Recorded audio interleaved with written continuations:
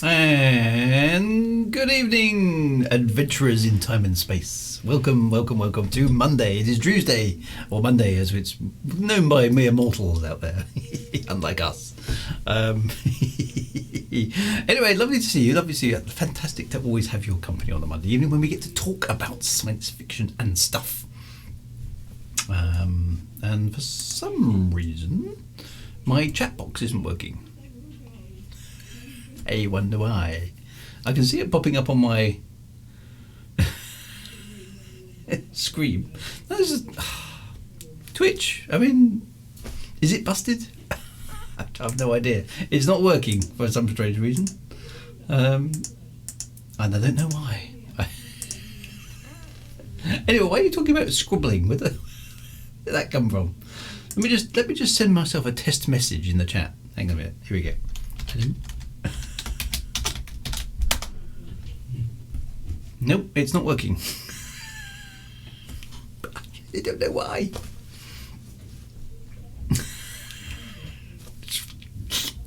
Technology. Can you guys? Well, it says it's. I assume I'm here. I assume I am talking to you. I can see you all in the chat. You just really? My chat message hasn't appeared. That's weird. Let me refresh it. Is anything? What's going on? Oh no, there it goes. And now it's Twitch is twitchy. Well, Commander O'Connor's managed to say something. That appears to be it. That's the only comment I'm going to get tonight. Test. Oh, that's what now it's working. What's going on? Now it says it's connected. Let me just try it myself. Hello. Is it me you're looking for? My message doesn't appear on the screen. Oh yes, no it doesn't. Oh, okay, well, I can see some of your messages. Anyway, hello. Oh, no, now it is working. It's just out of sync. Now it's working. Oh well, there we go. Never mind. We're here. Well, welcome. The usual smooth start to my stream. Dear, what can you do? I think we fixed it. Yeah, there was some space magic and stuff going on there. Whatever we did worked. So well done. Congratulations.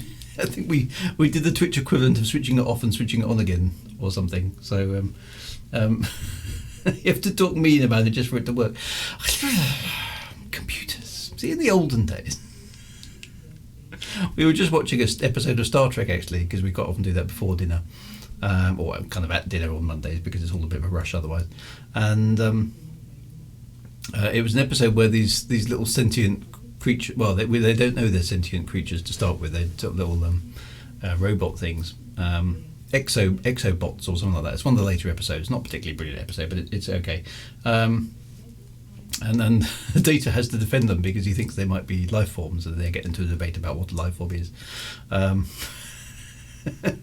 But of course, they're very complicated things. Nowadays you can't just switch things off. I prefer the old days when you could just switch things off, because even if they didn't work, you could still switch them off and try again. I've recently put straight into waffle mode, of course. I've recently put the original stereo back in my old Golf, my 1980s Volkswagen. It's revolutionary compared to modern stuff. Because it has this dial, okay, and you can switch it. It has this nice click. It's like click, and it's actually off. It's not in standby. It's not in energy saving mode. Well, I suppose it is an energy saving mode, but it's not in energy saving mode. It's off. Okay. Now, the word off, for anybody who's under the age of probably about 30, this may be a thing that you don't know what it means. Because most things nowadays doesn't seem to actually be a way to switch things off. You're only ever in standby mode of some kind, or power saving mode, or quiescent mode, or something like that. The idea of actually being able to switch something off is a concept that most things don't seem to. They're always doing something in the background. Even I'd like to know actually if when you press and hold the button on the side of your phone and it says, "Would you like to shut down?" and you press yes. Is it actually shut down, or is it just pretending to be off? I am not entirely convinced. Whereas at least with 1980s technology, I can tell you it's off because it is actually drawing no current at all from the battery. So it has this nice click and it goes, and it's actually off. When was the last time you bought a thing that actually had an off switch? I bet you it wasn't that long ago. Well, it was a long time ago. Because, so switching off is easy, just use a hammer. If we could switch technology off in the sky, because nothing has an off switch, does it? I mean, I remember it was even the late great Douglas Adams lampooned this, actual lack of off switches, because he had in the olden days he used to have things that were marked off. Of course, off. Nobody in their right mind buys anything that can be switched off anymore. He said, that was been the Stone Age off has been replaced with access standby mode, and then that one's a bit now. That one's also a bit out of date. So mode execute ready has now replaced access standby. I can't remember which book that's in, but it's definitely one of Douglas Adams' books. And you couldn't turn off the old telephone except with display. See, that's another thing. When things were connected by wires only, then if something was malfunctioning, you could at least disconnect it pretty straightforwardly, either by ripping the wires out of the wall, or just pulling the plug out, or cutting the wires. Or you felt you were still in control. Whereas now everything's wireless. Who knows what the hell anything's doing? One thing I find particularly interesting is I've got a little gadget on my network called a pie hole. Now, it may sound rather strange, but it's basically, for those of you who are into internet stuff, it's a little DNS filter. So when you use the internet, every request you make goes to a DNS server. And the DNS server says, yes, www.whatever-you-search-for.com is our IP address, da-di-da-di-da-di-da-da, and the DNS server goes and works out where on the internet it needs to route the request that you've just typed in. Now, a DNS filter allows you to look at those DNS requests,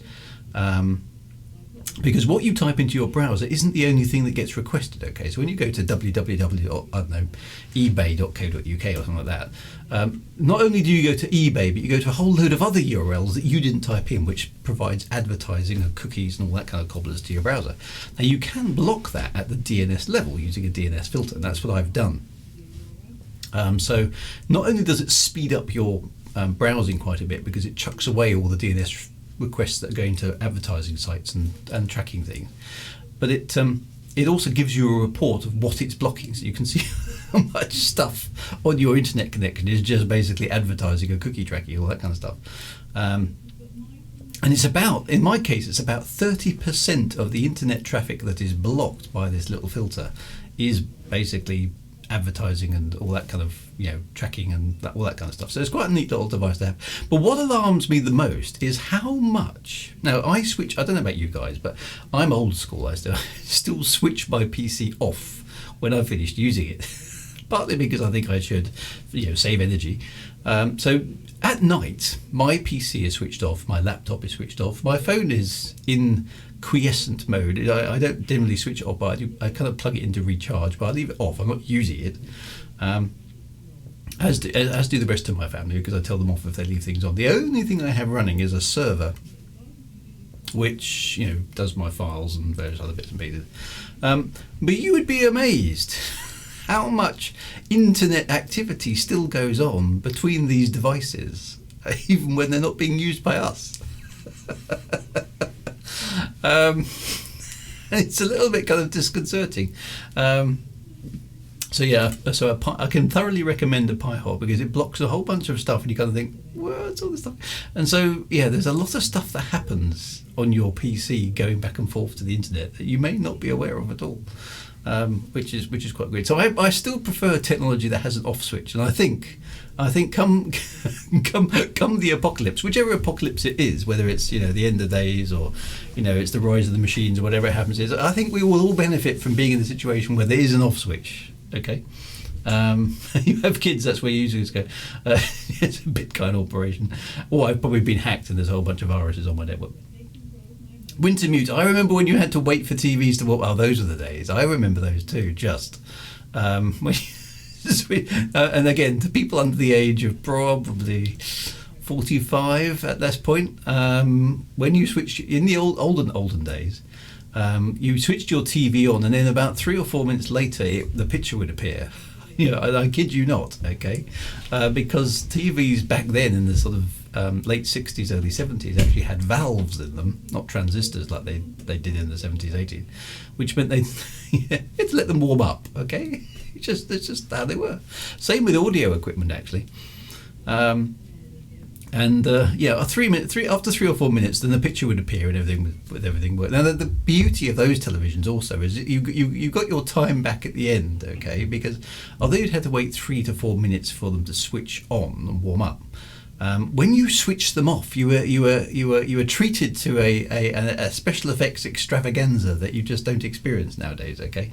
So when you switch one of these old televisions off, okay, you switch the power off. Now what would happen is you may be thinking, well, surely the image just disappears. And no. It's not like the off process had to run. Okay, so what would happen is you turn the power off on the TV, and then what would happen is that the image would slowly sort of shrink from top to bottom like this. And you could still see it. You could still see the image. It would be getting compressed and compressed and compressed and compressed and compressed until it turned into a line. Okay. And then the line would shrink slowly. What am I doing? I'll get the right finger. There we go. It would slowly shrink to the middle of the screen like this until it became a dot in the middle of the screen. And then the dot would stay there for probably another couple of minutes before slowly fading away. And that was the switch the television off process. And I remember my sister and me in the early 70s having competitions to see who could stare at the dot and keep an eye on the dot the longest, who could still see the dot, like 10 minutes after the television had been switched off. That was quality entertainment in the 70s,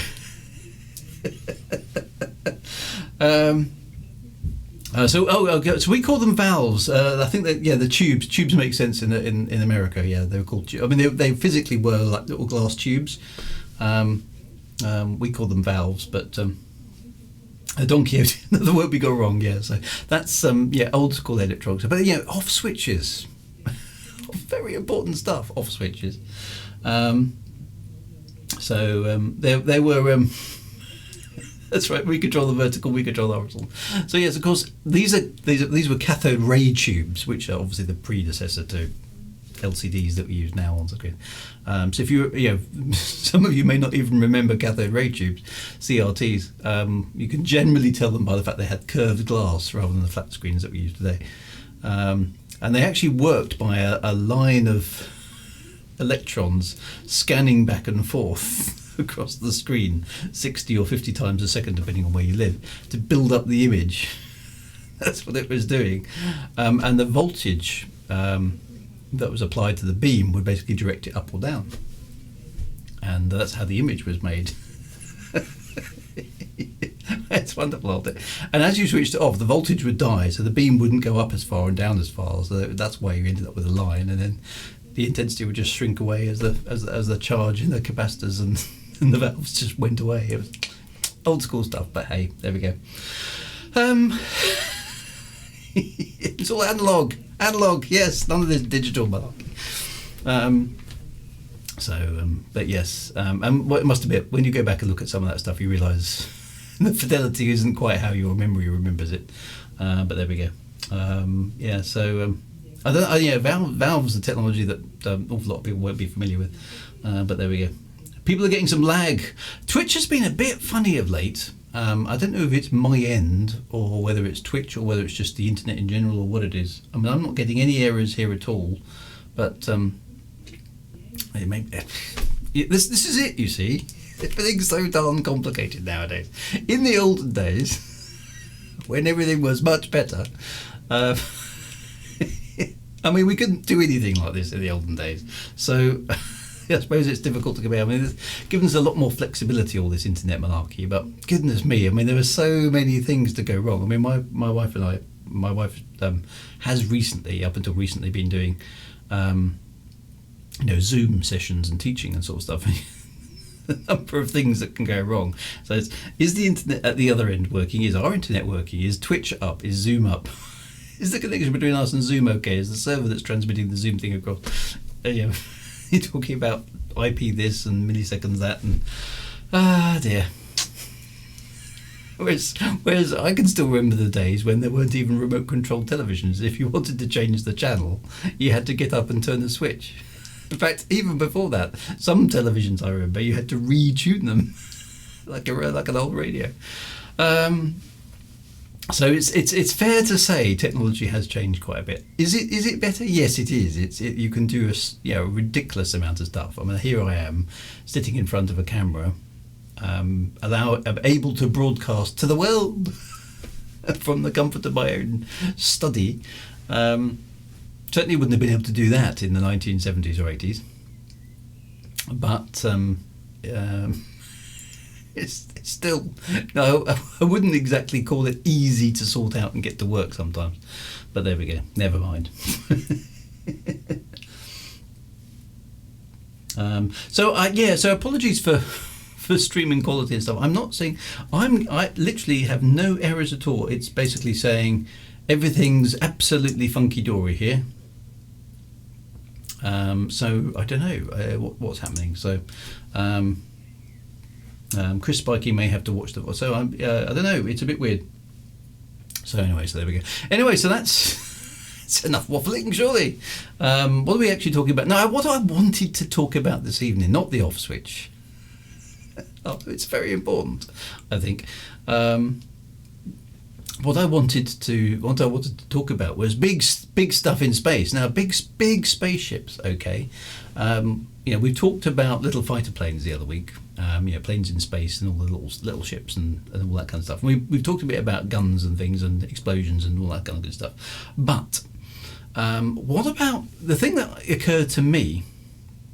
Hope someone wants to add to the waffle. Now, so there's definitely something wrong because I'm now seeing the chat on the screen is updating better than my chat on my local OBS. What's going on? Astrophotography, do you use a batten-off filter to get a sharp focus? Yes, batten-off filters are very good for sharp focus. So yes, I thoroughly recommend it. It's a very clever little gadget for doing astrophotography. Yes, definitely. Alan remembers discovering a malfunctioning circuit board in the factory I was working one time. No idea how to repair it, but I discovered one wire was loose. Took it to the workshop where they solddered it back on with a red hot nail, heated in a welding torch. Put the board back in the panel and it worked perfectly. That's pretty old school. Well done.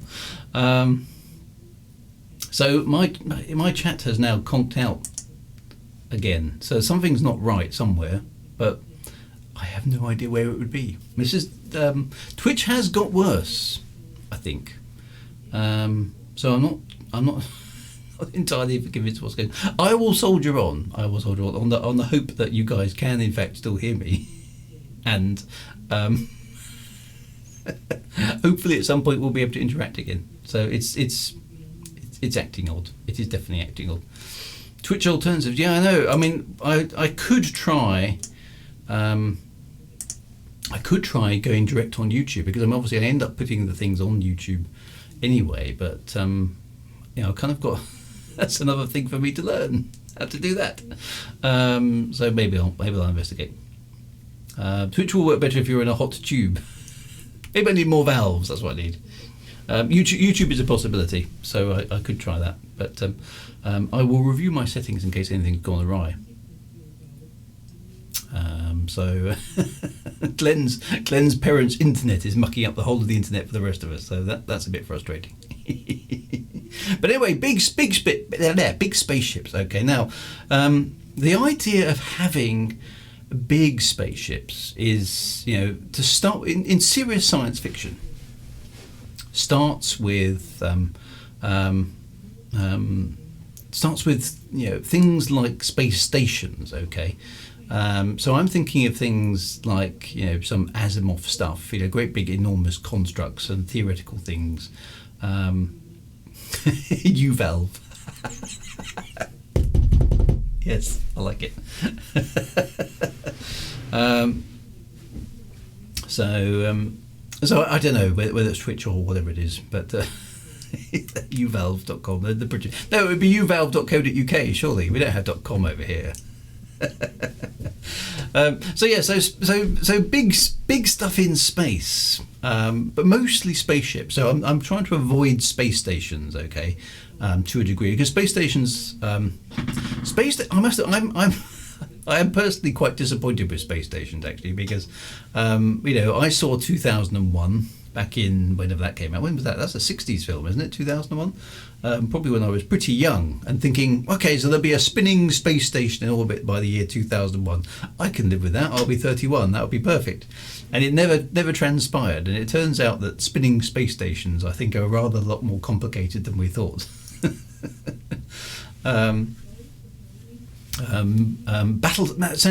will get to Battlestar Galactica, because that is an interesting big spaceship, isn't it? Okay, I mean, what do I mean by big? I mean a sort of compartmentalized spaceship. So I suppose something upwards from sort of Millennium Falcon. So basically, any spaceship you don't have to sit in a cockpit. Okay, so things like an X-wing are not what I'm talking about.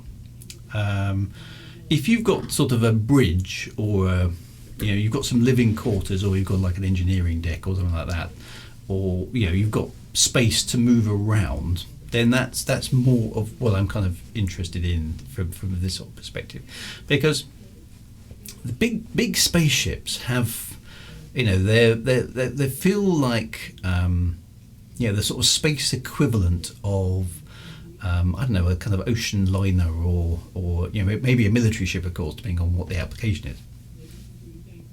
And that, to me, has in a science fiction writing perspective, you could look at it from a Star Trek perspective. Things like it's a vehicle to allow you to tell a story, to go somewhere.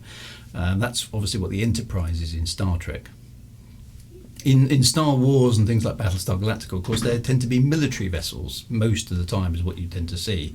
So I'm thinking of the Star Destroyer and the Mon Calamari cruisers, and obviously the Battlestar Galactica, of which obviously the Battlestar Galactica is one of many, isn't it? So those sort of big ships. In slightly more serious science fiction, you've got things like the USS Discovery in 2001. So there's a spaceship that is built to go to, I think Jupiter in the film and Saturn in the book. And apparently the reason for the difference in 2001 is that they couldn't at the time do the special effects for Saturn, so they went to Jupiter instead. Which I thought was quite fun. So sort of big-ish, not super big ships, but big enough. There you go. And so the Raman ships, they're awesome, aren't they? And anything up to stupendously large, but I quite like the idea. You see, what I'm dabbling with here for tonight's discussion is how big should these things be before they get kind of just like, okay, well, that's just silly. Now, I personally think space-going things on the order of the size of the Death Star in Star Wars are just silly, personally. I don't know what you guys think, because it's just too big. Why do you need to build something that big? And the engineering effort, okay, and if you think, I like the spectacle. Don't get me wrong. I like the spectacle. Particularly, there's some nice approach shots in Return of the Jedi, right at the beginning of the movie, when the Emperor visits Darth Vader aboard the Death Star and says that the construction isn't going to schedule and all that kind of stuff. Or is that that's just Darth Vader, isn't it? No, he says the Emperor is coming, and he's not happy with the fact that the Death Star isn't on schedule. That's it. And there's some lovely setup shots with the one of the shuttles and the TIE fighters, getting close, and you suddenly get a sense of the scale of the Death Star, because you can just about, at the close range, you can just about make out the curvature of the surface, and it's just stupidly large. Okay, that's no moon, etc. All that sort of stuff. But you just imagine, okay, how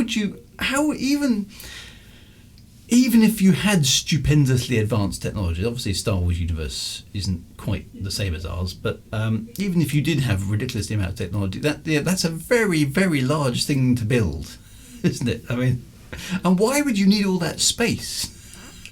That's an awful lot of thing to put into space, for the sake of just putting it into space. And yes, okay, maybe you need something large to handle that massive laser. Which can obviously blow up planets. But there's an awful lot of cheaper ways to destroy a planet than building something that large. Okay, so it's very cool, I'll give it that, but it's overkill personally.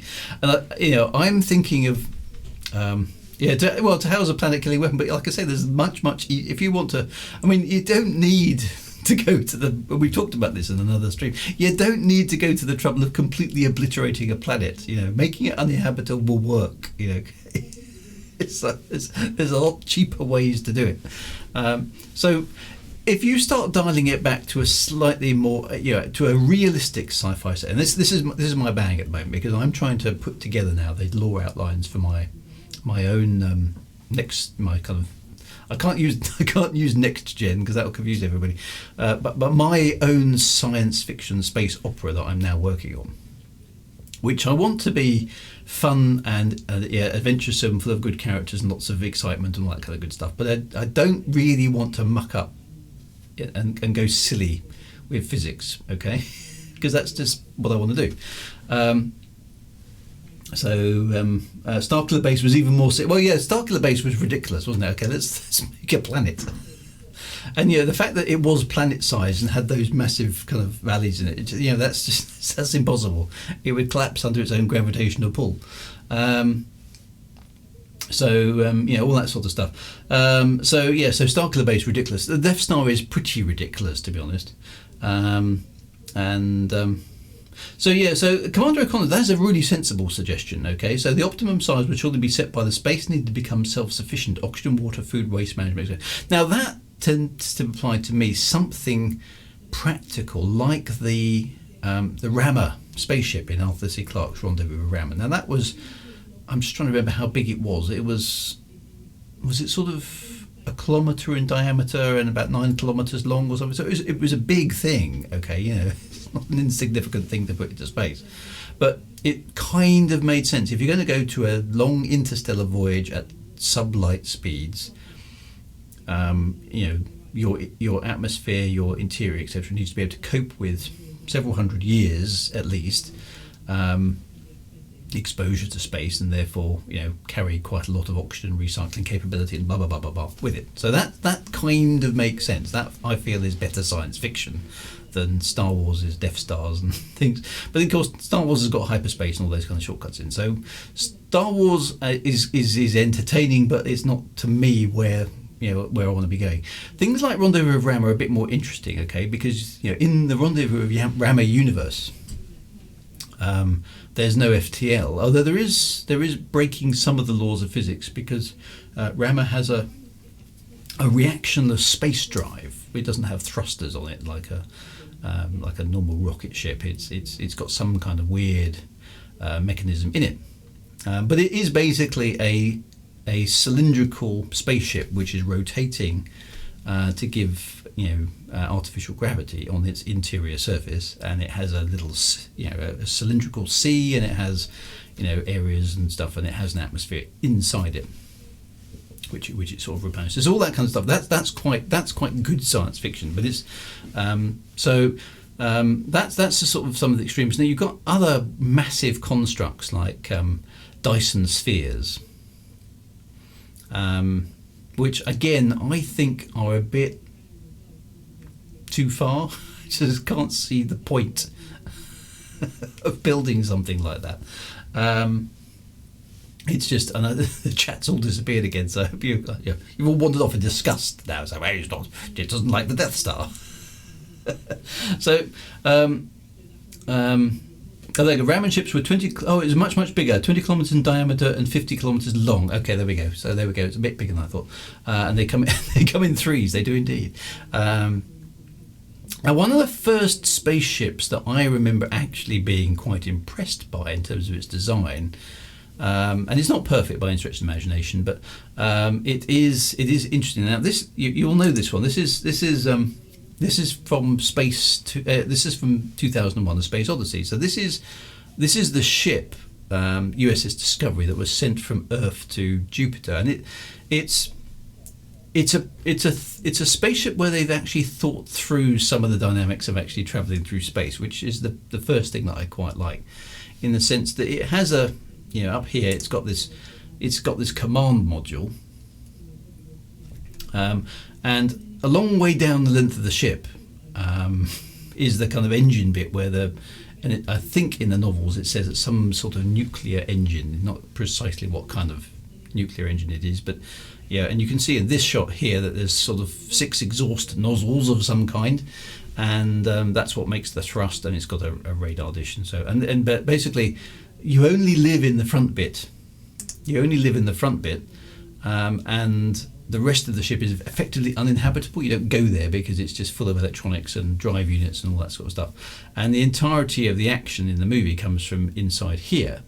And the ship also does have a centrifuge mechanism, so that you can have artificial gravity in certain parts of the ship, which I thought, 2001 makes a pretty good stab at doing the special effects of this.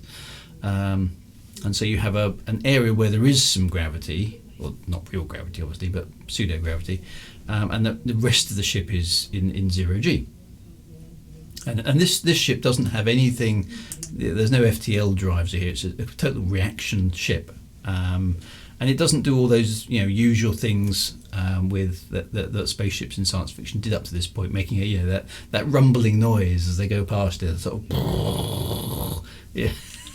Which of course doesn't make any sense at all. It's one of the earliest spaceships that I can remember my dad saying to me when we watched the film, and I can remember this quite clearly actually in the 70s. My dad saying, actually that's actually quite sensible. Because he would always kind of, he liked things like Star Trek, but he was always kind of, why are the engines at the top? And if they turn the engines on there, the ship would go into a spin, and he was very upset because he was an engineer. So all that sort of stuff. And the chat has died again. Apologies for this. It's just sometimes it's working. Somebody keeps switching it on and off. This is the problem. Someone's found the off switch. So the Discovery is one of the first spaceships I can remember in film and on TV, being actually kind of at least thought through from a kind of astrophysics standpoint, which is quite good. So you've got this very non-aerodynamic design, which is kind of right, because you don't need any aerodynamics in space, particularly if you've got a spaceship that isn't. There we go. Chat suddenly reappears.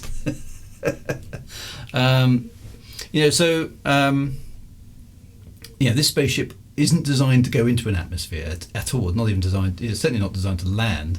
It's not even designed to go into an atmosphere. It's a spacecraft. Okay, it only flies in. It doesn't fly at all. It just moves through space. That's what it's for. And as such, it's spindly. It's fragile in the sense that it's only designed to operate in 0G in a vacuum. That's what it's for. It's a spaceship. You compare and contrast that. I mean, I love the Enterprise. Don't get me wrong. Okay, yeah. I love the Enterprise, but from an engineering standpoint, it's just. And I know when you delve into the design of it a little bit, the warp, the thrust to the Enterprise doesn't come out of the warp nacelles. They just generate the warp field, and then the impulse drive is sort of behind the saucer section. So maybe the center of gravity does work properly, but even so, this is a ludicrous design on any sort of sensible engineering perspective. Okay, you cannot make this work. It's just absolutely bananas. Whereas if you look at an Imperial Star Destroyer, there's a bit more thought, I suppose. I mean, it's a totally different aesthetic, isn't it? With an Imperial Star Destroyer, because it's a more compact sort of spaceship. I mean, apart from the silly bridge, I mean that's this is a kind of shoot us here side, isn't it? Really, and and if you look at I mean that's a Lego one, but if you look at it from the, is there a picture of it from the back? There aren't that many shots from the back. There we go. Its engines are arguably on the centre line, possibly not quite, but its thrust is arguably kind of going through the centre line of the spaceship, which makes a bit more sense. I think most Star Wars vessels are designed with at least a centre of gravity in mind most of the time. This bit maybe is a bit top. I mean, I know there's no top in space, but it feels a bit top heavy, so maybe it's off axis. But flight test on YouTube did actually make the Enterprise fly in an RC model. Excellent. So Glenn's right. The Star Trek nacelles was unsubbed for creation of the warp bubble, not thrust. So so the impulse drive is at the back of the saucer. I think that's how it kind of works. But I think that's a bit of a post-event rationalisation of the design rather than anything else. And certainly subsequent Federation starships and Star Trek designs have tended to make the ship a little bit, there's perhaps a little bit more nod to the physics. And Glenn's mentioned Homeworld here. So Homeworld, the ship in Homeworld kind of turns it literally all on its side. The Homeworld vessel, Homeworld Mothership. There we go. Where's that Mothership? Who remembers that? It sort of sits. There we go. There's quite a good schematic of it. It's a ship because of course there doesn't need to be an up or down in space. So we've generally tended to think of spaceships, I think, up until seeing this actually, as they're kind of like aircraft carriers in space. So they're quite kind of long and they're flat, but they're quite wide. Whereas the mothership in Homeworld is rather totally breaks this tradition by having the big axis of the ship, the if you like the horizontal axis of the ship, the big one. So the ship is not very long, it's not very wide, but it's immensely tall in the way that it's oriented, and its engines are arranged vertically. Now there's no reason why that can't work. It's just not the traditional way around that you tend to design things with. You can kind of get an impression of lots, possibly thousands of decks, okay, but they aren't very long decks. So, and obviously you've got to make room inside here for manufacturing things and power plants and goodness knows what else you need on your big enormous ship. But that's an interestingly different design for a science fiction space. Nothing kind of wrong with that, I don't think, from a perspective. It's in some ways it makes more sense because we don't need to worry about up and down. It depends what your spaceship actually has to do, but it's an interesting design for a large ship. So that's quite good. Catching up with bits of the chat here. So when Dave is floating inside Hal, the actor is suspended in the vertical set, but looks like he's... so the special effects filming for 2001 was very, very clever. So that's clever stuff. So there's an interesting design. If we look at the Battlestar Galactica while we're here, now let's actually have the ship other than the show. Let's have a look at the original ship. Let's try that, because there we go. This is your kind of classic. That's your classic shot. Now this is much more. This is whilst we did have military vessels. I mean, the Star Wars military vessels were fairly obviously military vessels. They were beweaponed by all sorts of things. And lots of guns and things. The thing that I liked particularly about the Battlestar Galactica is it's got these launch bays for kind of recovering its little fighters. So the fighters, I think, launch out of the side of these pods, kind of that way, and then when they come into land, they sort of approach from the rear, and they kind of land on the flight decks. So this is effectively an aircraft carrier in space. Scavanderi says people in Homeworld are probably fans of elevators. Yeah, which floor are we on? 2,507 there. Yeah.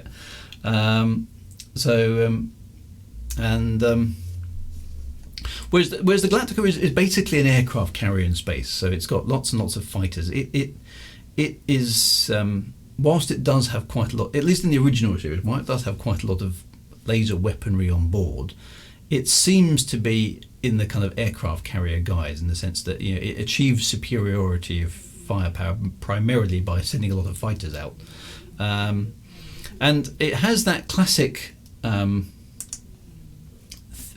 of space opera thing here, which is glowy lighty engines.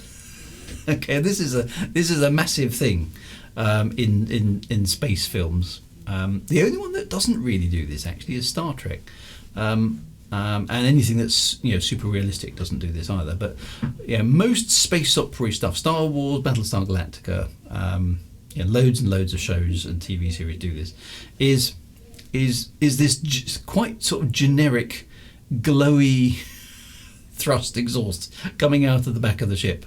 So Glenn says, glowy lighty engines are tight. They are indeed.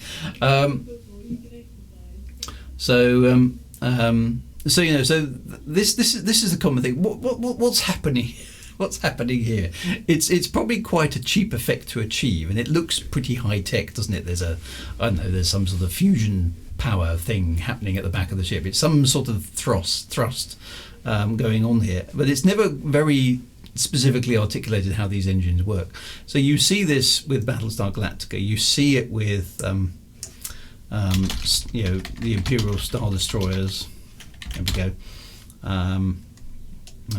We've got an example of it from the back. That's not a brilliant one, but there we go. That's actually that's actually a Lego one, but you get the idea. Okay, blue glowy stuff is very, very common for spaceships. And it's maybe some sort of ion power or fusion power or something, whatever it is. It's so that's the thing. It's not entirely clear how that stuff works, but obviously it works well enough to push a ship along. Star Trek doesn't actually use this, so that's actually quite an interesting thing.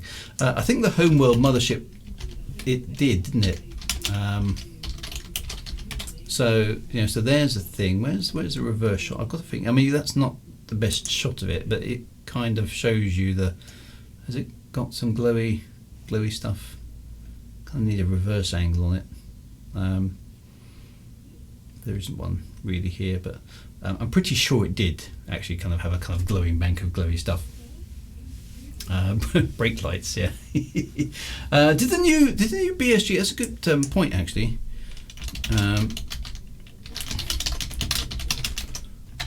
Did it have glowy engines? I can't remember. Do we ever see it from the rear? Surely we do, at some point. Can't see a picture of it though.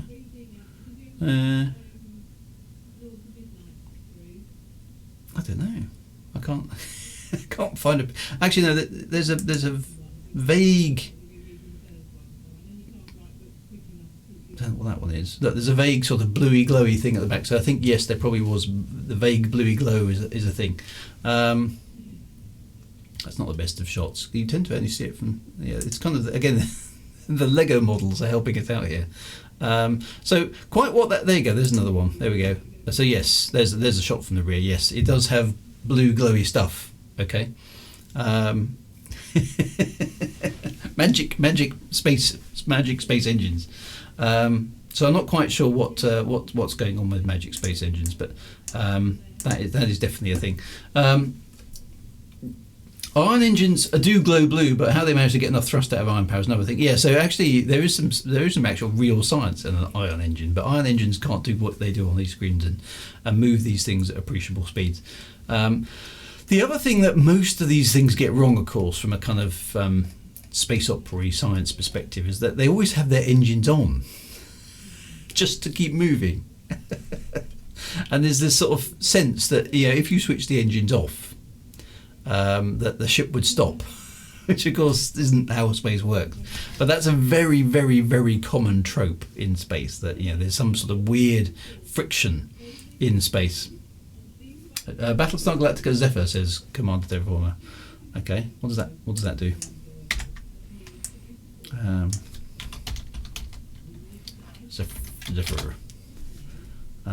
Okay, so that's a bit of a different ship with the ringy thing. How does that one work? I don't know how that one works. That one's got some sort of spinny. I do remember that ship actually. I don't know how it works. Has that got a magic space thing at the back?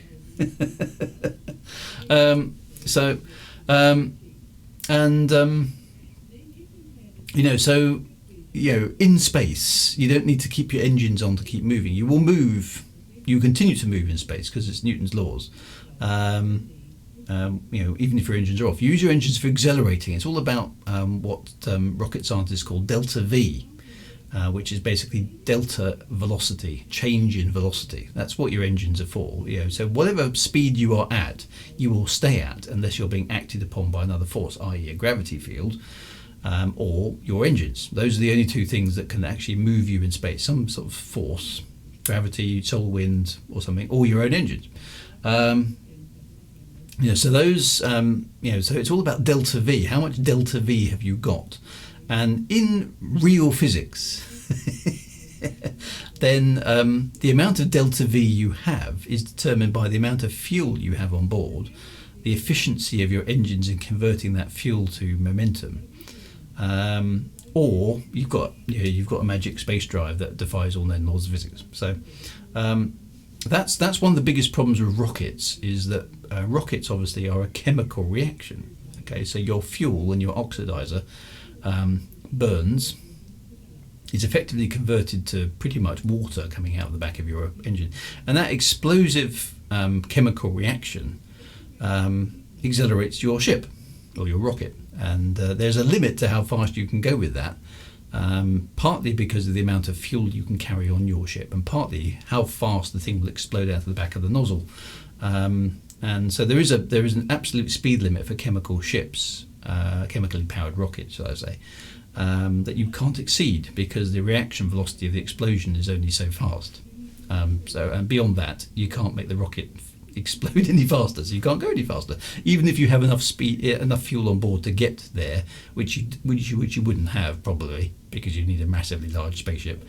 And then the problem with massively large spaceships is they're heavy, and so they take an awful lot more fuel to get to accelerate. So there's all sorts of problems, which is why most starships have this whatever this is, blue glowy stuff coming out the back of the spaceship, which is presumably some super duper future amazing drive technology that we currently don't know what it is. We're definitely having some, so for those of you who are joining us, we're definitely having some chat and Twitch issues tonight, I'm afraid. The chat keeps coming and going for reasons that aren't entirely clear. So there are some. The chat has completely disappeared from the screen. I can still see some of you talking on the on my stream chat on my OBS, but it's being very erratic, which is annoying, because that's the whole point. Why would I be on Twitch if it wasn't actually interact with the people who are chatting? So I don't know if Twitch has got some issues, or I'm not getting any errors my end. So I don't know. It appears to be a Twitch thing, I'm afraid. So I'm not sure what's going on. If I refresh my chat, then it sort of catches up, but it's not showing up on screen at the moment. It's the hand wavium drive, says Loki. Yeah, that's exactly what it is. And in most space opera stuff, your spaceship has to have its engine sort of rumbling on all the time, otherwise it doesn't keep moving, which is a bit weird. But these ships are kind of they're really properly space opera-y stuff. Okay, they're not kind of realistic ships that you can actually see in space. They're cool, they're fun, and they're quite amusing to watch, but they're not at all realistic big spaceships. Now that brings us on to the Expanse, which is one of the better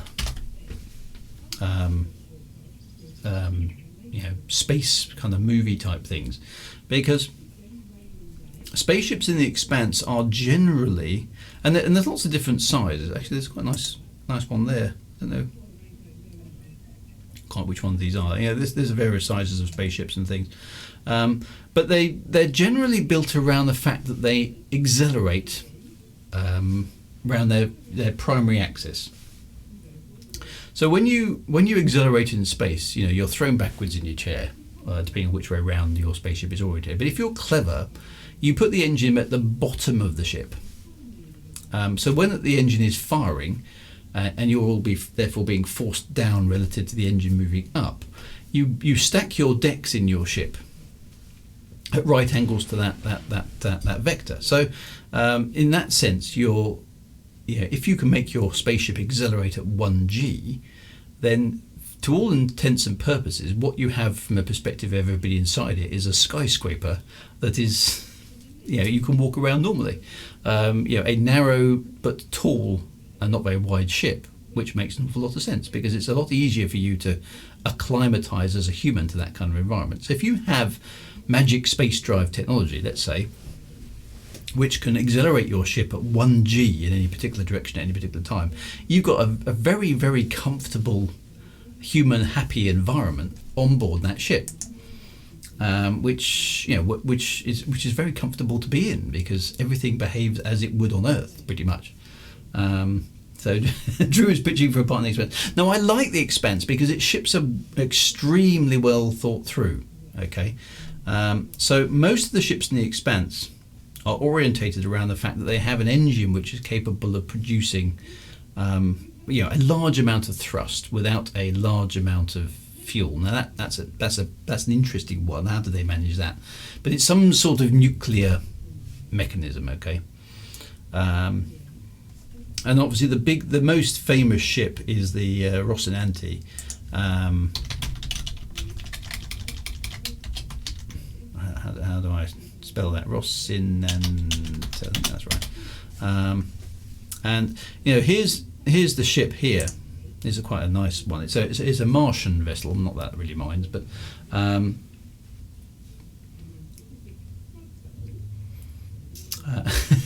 Alan says, I read a book in which a spaceship had an engine failure while going close to the speed of light, and a short time later it miraculously crashes into a planet and the passengers survive. No. So here's the Rocinante. Okay, so it's a ship that is generally orientated basically around its engine. Okay, so the ship, an awful lot of the ship is orientated, so the decks in here are kind of it acts more like a skyscraper orientation than it does a kind of horizontally orientated spaceship, because a horizontally orientated spaceship, if it doesn't have any anti-gravity in it, and so let's assume all that kind of normal stuff is gone, because in Star Wars and Star Trek you have some sort of miraculous anti-gravity plating which allows you to have localized gravity somehow in all the decks of your ship, which allows them to be cheap to film for TV. Now the Expanse does away with all that, and it rethinks the problem. So okay, well, if you're going to have a ship, then the ships are generally orientated so that when the drives are on, then you get the impression of gravity. It's not always the case in Expanse, because some of the bigger ships appear to have some sort of gravity plating, but most of the thinking here has gone into that the ships have artificial gravity only when they're accelerating, and they generally accelerate at 1g for convenience. You can at certain times, of course, when you're in combat and various other things, go to much, much higher accelerations to kind of hopefully get yourself out of trouble or to maneuver to get round an enemy ship, which is obviously trying to kill you. So this is a much more thoughtful way of doing spaceship design. It's actually thinking about, okay, what would you need to have? And if you have a very, very powerful rocket engine, which is what the Expanse ships still have, they're still effectively using rocket technology. It's not a chemical rocket, it's something else, maybe a fusion rocket or something. But these ships are, these ships are much more interesting from that perspective. Now the Rocinante is capable of entering an atmosphere and landing, which is interesting. The other notable thing on these is that laser weaponry appears not to be a thing on some of these big spaceships. It's all multi cannons and daka, which is good fun. I know the Rocinante is a ship that you can't spell. Other than that, it's perfect. But this is proper physics. coming into play in here. Now, there are quite a few liberties taken for the point of storytelling, particularly in the TV show, but it's admirable for an attempt to be much more realistic in space. And this is much more the sort of thing that I want to play with in my sort of space opera, and maybe calling what I'm planning to write a space opera isn't quite the right thing, because as per usual with my writing, I'm going to do that cross genre thing while I ignore the standbys of the genre and just do whatever the hell I like. So some people might say, yes, it's hard science fiction because Drew's not breaking the laws, but I want to concentrate on characters as I usually do, which means it's more space operatic because it's more about the people and less about the technology. But I like to set my own rules, so there we go. That's all quite good fun. But this I have much more respect for than the sort of Star Trek kind of let's have a nice plush carpet and a conference room and a fish tank and all the other things that Star Trek has. This feels much more like a futuristic spaceship that you can actually believe in. They have Epstein drive, says Wintermoon. Okay, so I can't remember what the Epstein drive actually is. Let's see if we can look it up. I'm curious on that. There we go. There we go. So it's still it's still glue. It's still blue glowy stuff. Okay. However it works is not is not entirely clear, but it's some sort of reaction drive, but it's extremely potent for how. And suddenly the chat reappears. What's going on? Yeah, and Glenn also is pointing out that the characters in the Expanse can pick up ridiculously high G-forces because they got drugs. Now that's something that again is maybe not realistic, but at least it's plausible. So Reg W, it's a reaction drive of very high efficiency. That's exactly what it is. So you've got something where you haven't got to carry a great deal of fuel to make this work, and it's obviously got a very, very high thrust to weight ratio. It's not something that is necessarily even plausible, but it works. It's not breaking any laws of physics in the sense of how things move. It may be breaking the laws of possibility in terms of whether the drive is actually possible, but it's an interesting topic, and a lot of work has gone into it to make it plausible, and that's the key thing to me is plausible. If you can make it plausible, then that's good. Without just going into technobabble. There's some proper physics, basically, is what I'm saying in here. That's what I like about it. And there's another view there of a multi-nozzle drive. Quite how it works is not clear, but it is a reaction drive. Okay, and that's a key thing. There's another one, about the various different bits of the ship. So there you go. You can sort of see the way the Rocinante is organised in decks leading up the ship rather than across, as is kind of traditional in spaceships. So that's So it's still hand wavium, I suppose. Yes, lower void, but it's sophisticated hand wavium. It's been thought through. It's much more how a ship would probably work than anything else that I've seen on most sort of stuff, because most ships are constructed like aircraft carriers. They have long wide decks, and not the other way up. So I particularly like the Expanse, and the thing about the Expanse is, I've mentioned this in the past also, is that the thing that's interesting to me here is that the crew themselves are actually one of the biggest part of the limitation of the ship, because the ship can probably handle G-forces which are way in excess of what the the squishy humans on board can actually manage. If most of us have been in a situation where we experience probably 6, 7, 8, 9 Gs for very, very brief periods of time. Okay, so if you slam on the brakes in your car really, really hard and do an emergency stop, for brief moments you're experiencing some very, very high G-forces. Okay, and if you actually have a crash in your car, not that Don't go and do this at home, kids. Okay, but I've had a crash in a car at 70 miles an hour where I hit a wall because somebody punted me into one. Okay, if you calculate the G forces you experience for brief milliseconds, I'm talking here, not sustained, your body can survive some quite excessively high G forces for very, very short periods of time. But you can't survive, let's say, 8, 15, 20 G for extended periods of time. It will kill you, very, very quickly indeed. You don't want. I think the upper limit for sustained G forces is something like about 6 to 8 G. Somebody will know, and you just can't cope with it beyond beyond a very short duration. F1 drivers sometimes experience tens of Gs from it, so those sort of forces. And you can train yourself to be better at coping with G-force. There's no doubt about that. And in the future, there fighter pilots use pressure suits, and who's to say there won't be drugs and genetic modifications, and maybe even physiological modifications to help you cope with G-forces in the more distant future. But all that sort of stuff is plausible.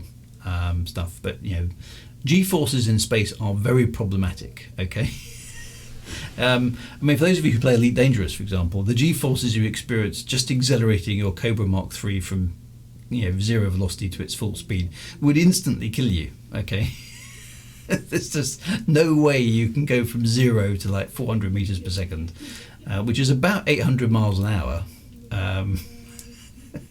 or let's say 1,000 kilometers an hour.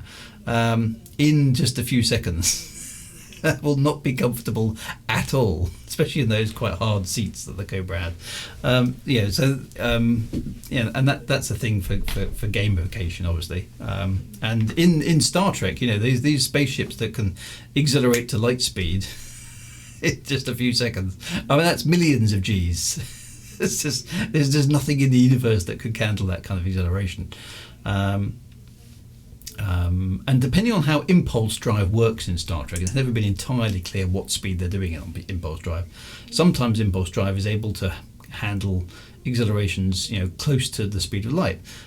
Sometimes it's not, depends on what's going on in the story. So of course Star Trek has Inertia Dampeners, a wonderful technology that allows you just to get rid of that very irritating inertia business. And as the Star Trek technical manual describes, how do they work? They work extremely well. Yes. So if you could just hand wave away the inertia problem, then that's not an issue. But in the real universe, inertia is a big issue. It's what kills you in most collisions. Okay, it's not the speed.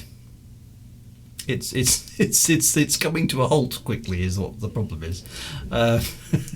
So if if you're unfortunate enough to have a car crash, it isn't the speed that's killing you. It's the fact that your body or the materials in your body are being forced to change their velocity at an extreme rate. Okay, that's what actually kills you, not the speed. It's the deceleration. It's the classic thing. It's not the fall that kills you; it's the hitting the ground. So those sort of things are addressed by the Expanse, which I think are quite good. So those are quite good things. So sometimes they use impulse drive to take them out of the star system before engaging warp. So impulse drive is a bit inconsistent in Star Trek, but there's no way without magic inertia dampening that impulse drive could work. Okay, because basically the moment you switched on the impulse drive, you'd be subatomic dust on the back of the bridge. Which I don't know about you, but I don't fancy being subatomic dust on the back of the bridge. That would be a bad thing. So, and at 1G acceleration, a constant 1G, you could get to a decent fraction of the speed of light in a few hundred days. Okay, but certainly not to get out of the solar system in half an hour. It's not going to work. All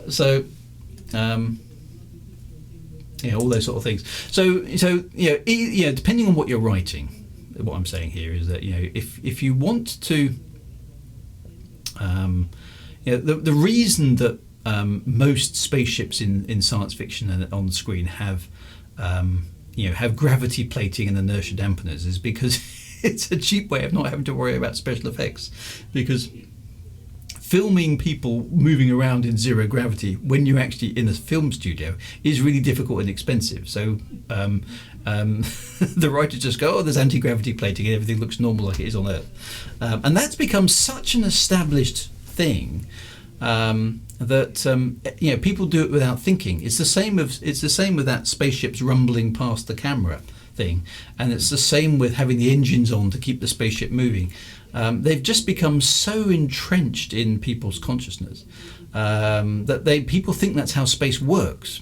It's also another thing that you notice an awful lot is in virtually every show you can see stars in the background.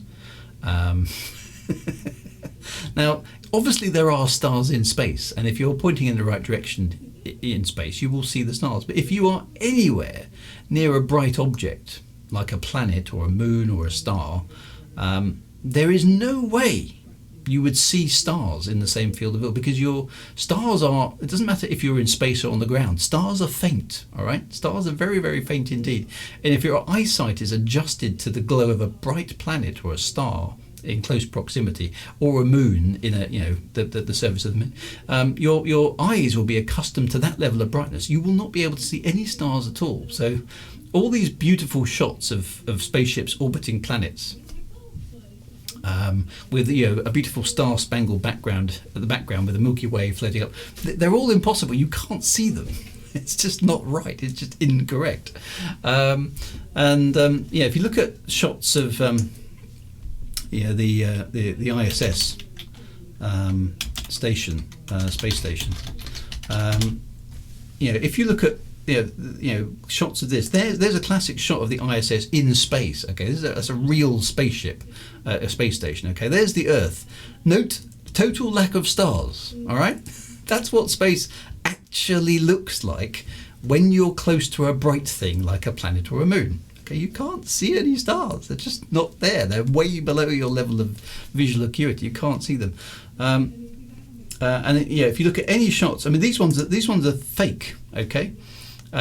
Because they look more comfortable, because people expect to see stars in space, because obviously there are stars in space, but it's not realistic. These are fake images. You can always tell a fake ISS image by the fact there's stars in the background if the Earth is underneath. The only time you can see stars from the International Space Station is exactly the same way as you can on Earth, when you're not getting light pollution from a really, really bright thing.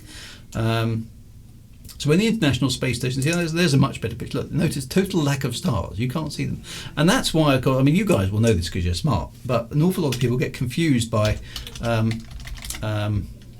pictures, Apollo 11 moon photo.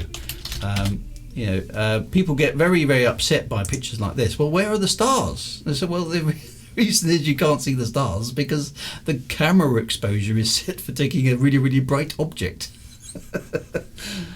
So there's, people used to say, "Oh, it's fake. It's on a Hollywood moon. It's on a Hollywood stage because there aren't any stars." All the scientists are whacking, and the photographers are like whacking their heads against the wall because they're not supposed to see any stars. If there were stars in the background, it would clearly be fake. So there's all sorts of things. We have so many, because of TV and because of films in science fiction. We have an awful lot of people. Not you enlightened folk on this stream actually, because of course guys know better. But an awful lot of people have this concept of space, and I'm not helping that because I've got like a moving star background in on my stream, which is of course totally impossible. All this stuff is not correct, but we're so familiar with stars in space, rocket exhausts and things like that, and sound in space, none of which is actually correct. So we're so used to it becomes, and then everybody else copies it because it's kind of an established thing. So Star Wars had airplanes in space, and virtually everything after that had airplanes in space. And it wasn't until really Babylon 5 started introducing 6 degrees of motion in some of its space combat that we got anything different to that. So hats off to Babylon 5 for being one of the first ones to actually start challenging the status quo in terms of the way spaceships move. And then later on, the Expanse also added that level of realism in as well, because I think audience has just got that a little bit more sophisticated. So that stuff's quite important. As a writer, you have to sit down and go, what am I trying to do? Do I want to just tell another Star Wars? In which case, it doesn't really matter how the spaceships work. So now I had this problem when I was doing the novelizations in Elite Dangerous. I had to go with how the Elite Dangerous universe worked, and that gave me realism problems because, of course, it isn't realistic. So, if you're writing in a particular universe, you've got to go with the rules of that universe. If you're writing a Star Trek novel, you have to stick with the law of the Star Trek universe, which isn't the same as the real universe. Ditto Star Wars, ditto Elite Dangerous, ditto Battlestar Galactica, etc., etc., etc. However, if you want to forge your own path, which is of course what I intend to do, and now I want to stick with realistic physics in my novel, and so I'm thinking through all these things about the way ships work, because I need to come up with, what are my ship designs going to be like, and they're going to be more like the Expanse than anything else, I suspect. But the Expanse to me is a little bit too industrial. I want my ships to have a little bit more flair. So what I'm planning to do is to have my big spacecraft designed to operate at 1G, okay, because it's just comfortable. All right. So the vast majority of the time, the spaceship is designed to be operating under thrust. Okay, it's designed to be operating at 1G thrust. Now, 1G thrust will get you anywhere in the solar system pretty reasonably quickly. Okay, in a matter of days, you can get to most places, so which is pretty handy. So if you've got a drive technology that allows you to have 1G thrust, you can pretty much go where you want fairly quickly. Okay, it won't take you very long to get anywhere at all.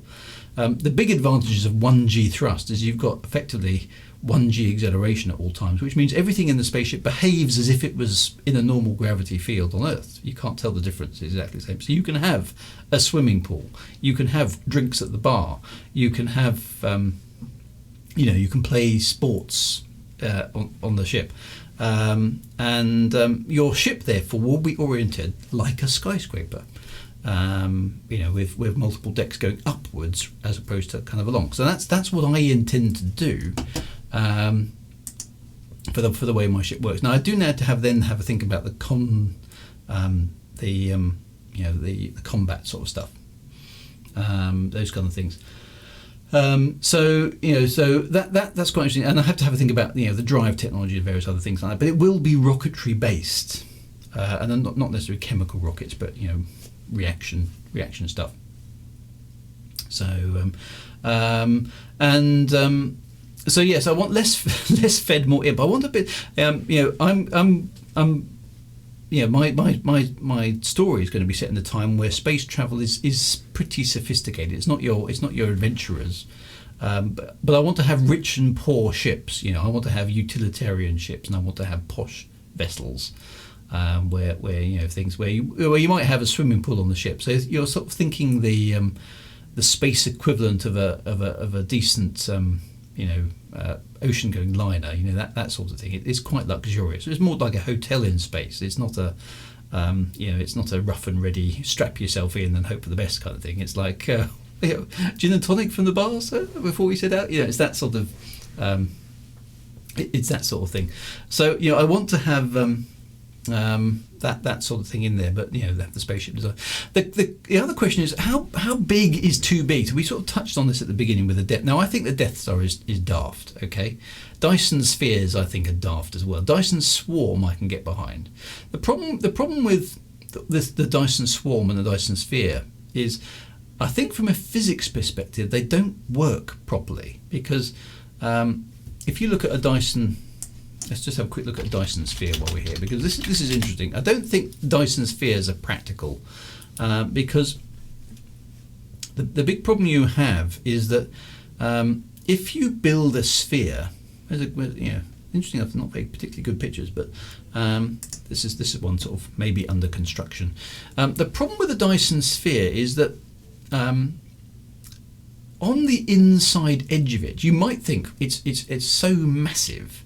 There would be loads of gravity on the inside surface of a Dyson Sphere, but as it turns out, there isn't.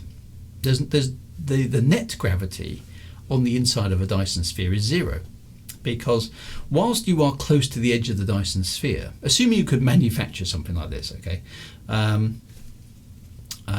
if you're close to the inside edge, you'd think that the gravity pull of the surface near you would be quite significant, and it is. However, it's counterbalanced exactly by the mass of the rest of the Dyson Sphere on the other side, far away from you. So the net gravitational force of a Dyson Sphere on the inside surface of a Dyson Sphere is actually zero. So there is you wouldn't stay put. Neither would any atmosphere on the inside of a Dyson Sphere stay put either. So it's a totally impractical thing to build, unless you're literally just using it to harness all the radiant energy of a star. And I don't know, I just can't think what you'd use all that energy for. Certainly, as making the inside a livable surface area seems utterly pointless, because there's no gravity. No net gravity, should I say. Now you could argue you could spin the Dyson Sphere. That would produce usable artificial gravity on the inside surface near the equator of the axis of revolution, but it wouldn't work at the poles, and it would be very odd halfway up the Dyson Sphere as well. So it seems like, and that would introduce an awful lot of engineering problems as well. And the other problem is that because there is no net gravitational force on the inside of a Dyson Sphere, there's no particular reason for the sun, or the star that's at the centre of the Dyson Sphere when you start building it, to remain in the centre of the Dyson Sphere after you've built it. So you'd have all sorts of problems building a Dyson Sphere. So it doesn't really make a lot of sense. A Dyson ring or a Dyson swarm orbiting the star makes an awful lot more sense. So I think Dyson Spheres are kind of pretty much dead in the water, personally. And they're just massively I mean, the amount of material you would need to build a Dyson Sphere is planets worth, okay? There probably isn't enough material in the solar system to do it. That's how much stuff you need. It's a crazy amount of material that you need to be able to build a Dyson Sphere. So I think that one's dead in the water. Now, something like the Death Star is, again, to me, is just, why would you need something so big?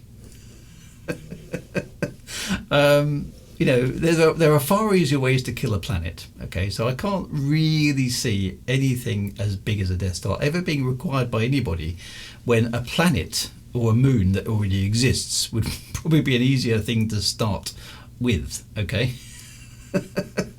If you want to build a planet-killing base that just happens to require the space and dimensions of a planet, why not just grab a planet? It's a far easier thing to work with. Then you can kind of just hollow it out, okay, as required. Just take a moon. A small moon will do, okay? For example, I don't know how big is the Death Star, just out of curiosity.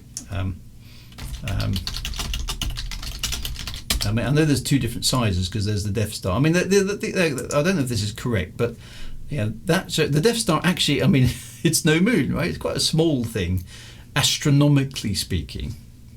How big is it supposed to be? So there you go. There's the Death Star. Again, I don't know if this is correct, but there's the Death Star compared to some vaguely familiar objects. Okay, so basically it's DJ Scooby says it's big. But astronomically it's not. Okay, from an astronomical object it's quite small. So I'm sure you could start with, I don't know what dysnomia is, but you could, rather than build a Death Star from scratch, which sounds like an awful lot of work, why not just start off with a small circular asteroid, chisel off the edges and make it smooth, and then just plonk your superpower killing device on top of the asteroid? That seems to me to be a far better way of going about it. If you want a big space thing, start off with a big space thing, and go from there. look at the size of the moon compared to the Death Star. Actually, I mean, here's a good one. Look, there's Mimas, moon of Saturn. I don't know. Maybe that's about the right size. Look, you could. It's even got a little crater that's about the right size. Maybe just pinch somebody's moon. That's the way to do it. Okay. And then, because if your space station, I mean, again, looking at the Death Star. Okay, so there's where's the Death Star schematics? Okay. I mean, here's your sort of I don't know again. I don't know if this is right, but there's sort of, I mean, again, and this is where this is the strange science of space. It's the Death Star has horizontally oriented decks because presumably there isn't enough gravity in it. Now, yes, okay, so this planet-killing weapon thing on the Death Star does take up a fair bit of space. It's to be fair, but what's all the rest of this space being used for?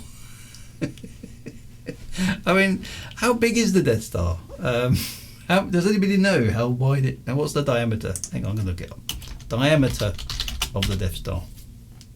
Okay, so the Death Star is at most 100 miles in diameter. Okay, so this is 100 miles. Okay, that is a lot of interior space. Okay. So this is the if to put it in UK perspective. Okay, if this was London here, this is about what's that? It's probably Birmingham. I think it's like there's Birmingham to London there easily. Okay, possibly even bigger than that. So if you've got I mean, and that's it's 100 kilometers wide and 100 kilometers in length. Okay, so that's pi r squared. R squared is it's the radius, so 50/50. That's 2,500. Yeah, basically it's a lot of space. All right. So every deck of the Death Star is equivalent to probably about half of the UK's landmass. So you can see that the actual livable kind of area of the Death Star is just it's basically probably about the size of Europe. Now that is a lot of space to fill up with things and prison cells and things. So I can't really help thinking that's a bit overkill, to be honest. I don't think you need something that large. Okay. Now, who's to say what we're going to require in the far ridiculously distant future? But it does feel a bit overkill. How big does your spaceship need to be, really? Now, if you want a self-sufficient sort of spaceship, kills the Death Star overkill. Yeah, I know.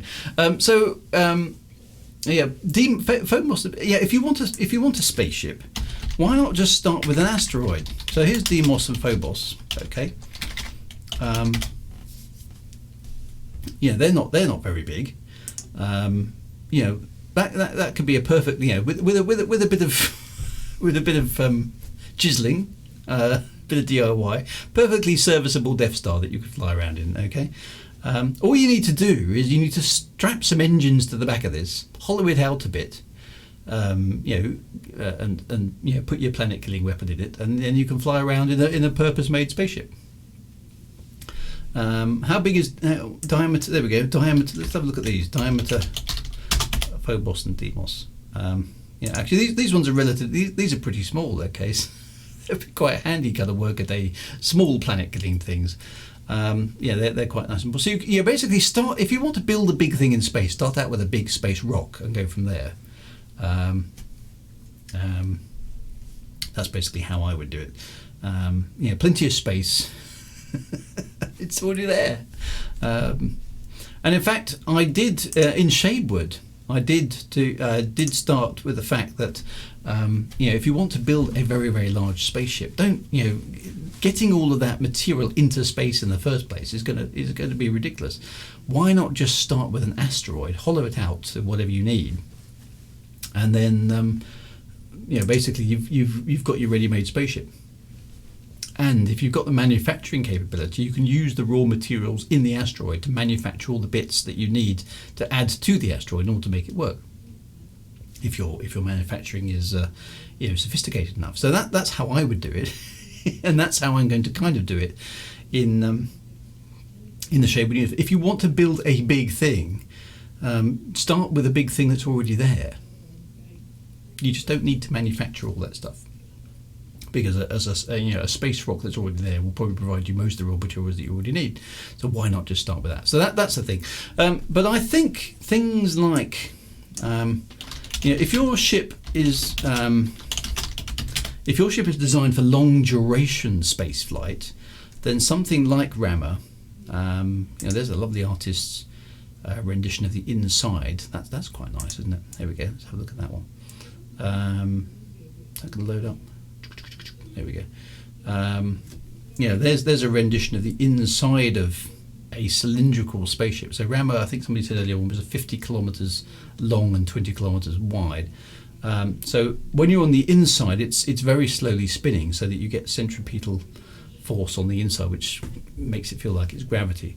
And then you have this wonderful idea of a sort of cylindrical sea that goes round, and then the clouds and everything form above you, but you can actually see the ground from the opposite side and all that sort of stuff. So that's, to me, a far more compelling interstellar spacecraft. But if your spacecraft is literally only going around the solar system, and it's got some sort of 1G thruster acceleration, then it only needs to be so big. There's a reason that ships on Earth have only got to a certain size, is because there's just not enough.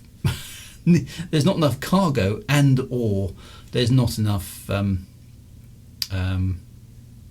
capacity to manage them beyond certain size. Now there are obviously some physical limits as well, but that would be true in space too. So it's interesting, if you compare Titanic with modern cruise ship. So in its day, the Titanic was quite a big ship, all right, but it's dwarfed by a modern ocean liner, and there's another view there to kind of give you a sense of scale of a modern ocean liner compared to the Titanic. Now, we're kind of conditioned that the Titanic was quite a big ship, and it was in its day, 1912 I think it was, whereas a modern ocean liner is just utterly vast by comparison. But they won't get much bigger than that, partly because there's a physical limit, but mostly because you just don't need any more space. They've still got to be practical. You've still got to unload them. You've still got to load them. And the more mass you have, the more it costs to move the thing, because you've got to deal with the bulk of the thing.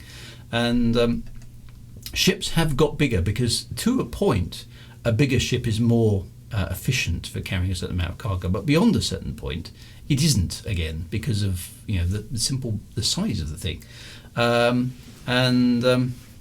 So you can see here again, ships have certainly got bigger, a lot bigger, but they won't get that much bigger because it's just it can't fill the things up with anything. And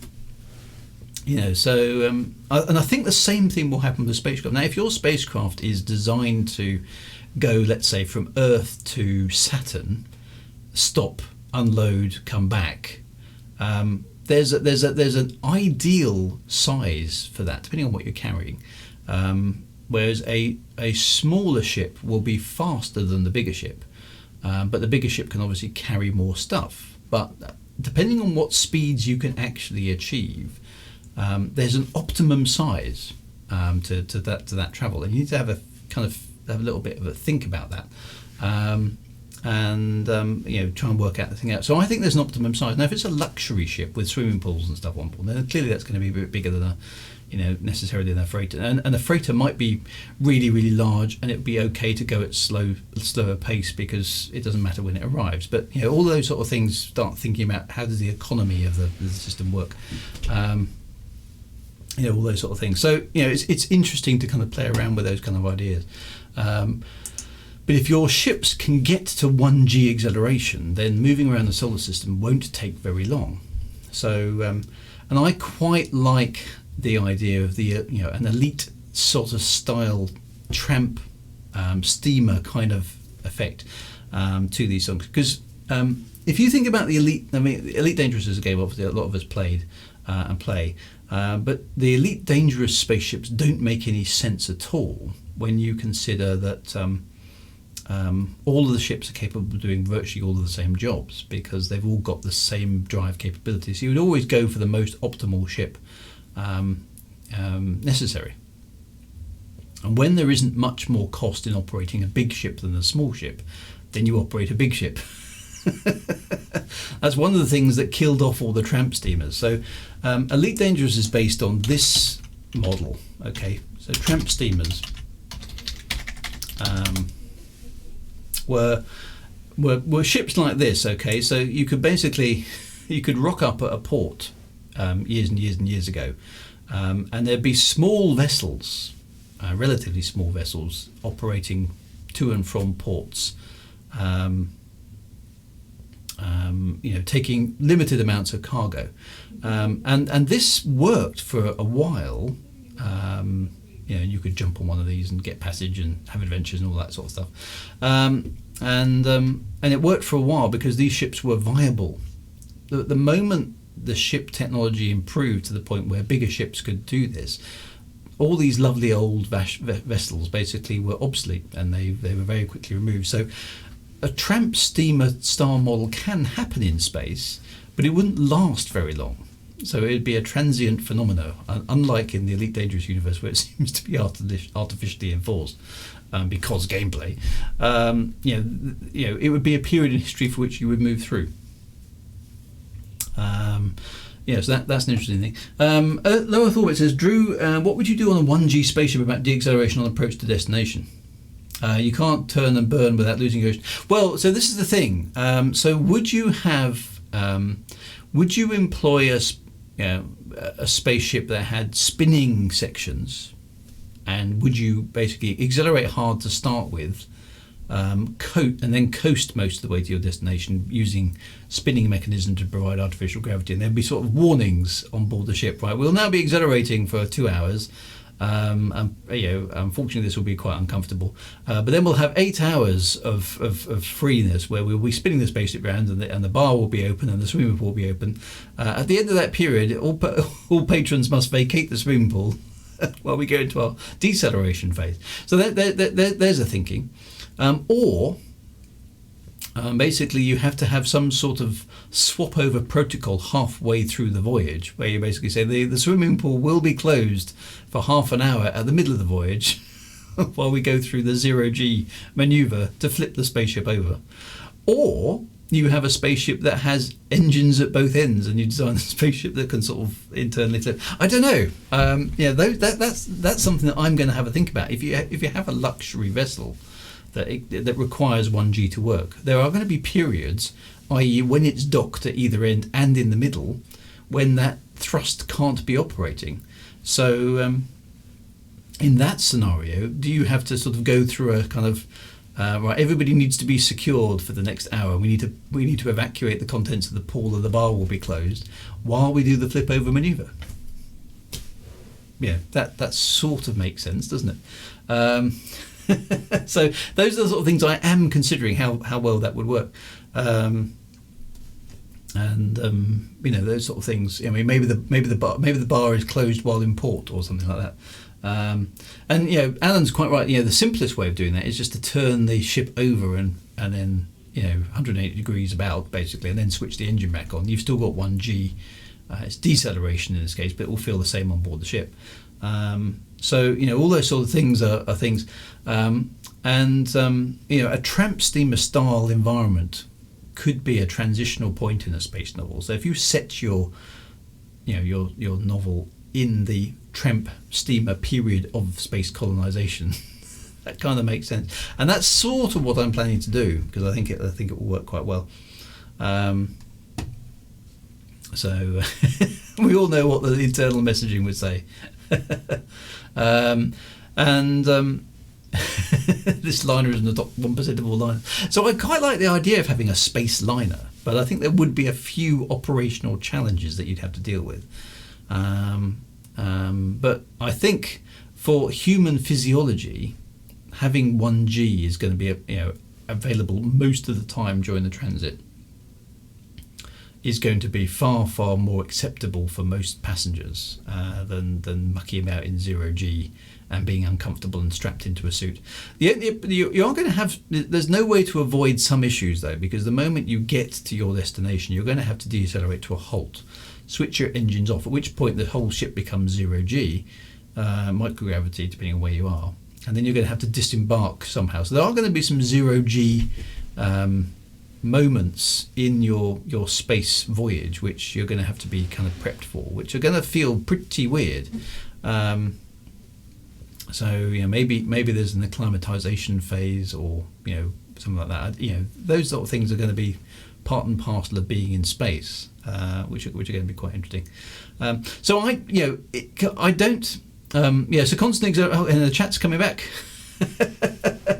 Constant acceleration of 1G or a spinny ring, but there are going to be, you can't just if your spaceship is at 1G, you can't just transition to the spinny space station without going through a 0G environment for a period of time, even if it's short. So there's going to be that transition between the two environments. So that stuff is going to be part and parcel of traveling in space, I feel, until we invent magic anti-gravity plating as Star Trek and Star Wars. So that's interesting. So I don't think vast, massive space stations and things are kind of viable in a universe not only a few thousand years away from where we are, unless we've got manufacturing techniques that are just totally magical by the standards of today. You've still got the problem that getting things into orbit from the planet's surface is incredibly expensive. Would you need 1G or would half a G? I mean, to be honest, I don't know what the lower level of G is for convenience.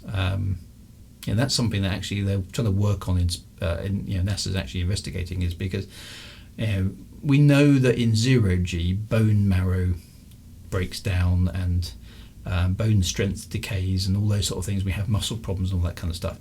I don't know what level of gravity is enough for the human physiology to kind of be like okay with it, but maybe you stick with 1G because it's what we evolved for. So all those sort of things. That's an interesting one actually, because obviously on different planets you're going to have different levels of gravity. So maybe you start off when you leave a planet, you start off with the gravity acceleration of that planet, and then halfway through the voyage it flips over and it switches to the G of the planet you're going to, so you get a chance to acclimatise to it before you get there. I don't know. That's quite an interesting thought. So those sort of things. So I don't think Death Star type constructions are very likely. It's just too big and too pointless to make. Why bother? There just aren't enough people to fill something like that.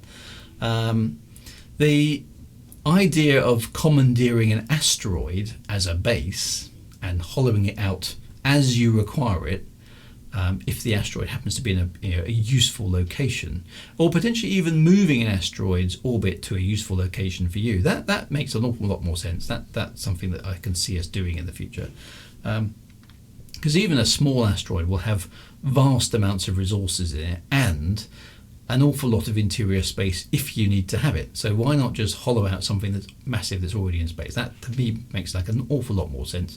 And then you can stick your guns and your whatever your surface installations, whatever you need, your exhaust ports and all those sort of things. You can stick those on the surface of the asteroid, and if necessary, wrap a metallic surface around the asteroid for docking ships and all that kind of stuff. That, you know, and maybe it would eventually resemble a Death Star, but it would kind of have the core of an asteroid in the middle of it. That feels to me like a much more realistic way of building a big thing in space. Is a Coriolis space station from Elite Dangerous too big? So that Coriolis space stations, I think, are about 2 to 3 kilometers in diameter. I think. Let's have a look. Diameter of Coriolis space station. Somebody's probably worked this out. There we go. There's a blueprint there. So according to the blueprint, a standard Coriolis space station is about 2 kilometers in diameter. So, and I think actually I do vaguely recall a conversation with Michael Brooks about this, saying that the speed of rotation was enough to give about the equivalent of 1g on the inside edge towards the perimeter of the station, which, if you think about it, kind of makes sense, doesn't it? So presumably there's a bunch of livable areas within inside the space station, and you know, that kind of makes sense. Now the bigger space stations, these things, I mean, you've got lots of different examples in the universe of Elite Dangerous. You've got these spindly arm things where there's some really high G zones here for centrifuging things, and of course you've got the Orbis. Let's have a look at the Orbis one for a moment. How big is that? You know, those ones are, one assumes, quite a lot bigger. You know, these things with the habitat rings, I don't know how big these are supposed to be, but they're quite a lot bigger. And it seems here, you know, the idea being that these things have Earth-ish 1g gravity in the centre. It would seem logical to me that inside the habitation rings of these sort of things, that they would have about 1g at the surface in here, which means that the gravity up near the hub would be quite a lot less. And you know, if this is the habitation ring at 1g, then this ring here, you know, which is a smaller diameter, would have a lower level of gravity. So it depends what you want. Particularly, I think, for older people, as you get older, you would want to retire to places that were lower gravity, so you could still move around. Oh, excuse me. So I think, you know, again, there's another example there. You know, different sizes of rings would potentially give you different levels of gravity and stuff, which would be quite nice. So you know, so I don't know quite how much thinking has gone into that. I mean, there's spinning space stations. Oh, excuse me. Dear oh dear. And you know, they're using artificial gravity in that sense to, you know, pseudo gravity by inertia. So, but and I can potentially see us building things of that sort of size, but I think there'll be asteroids.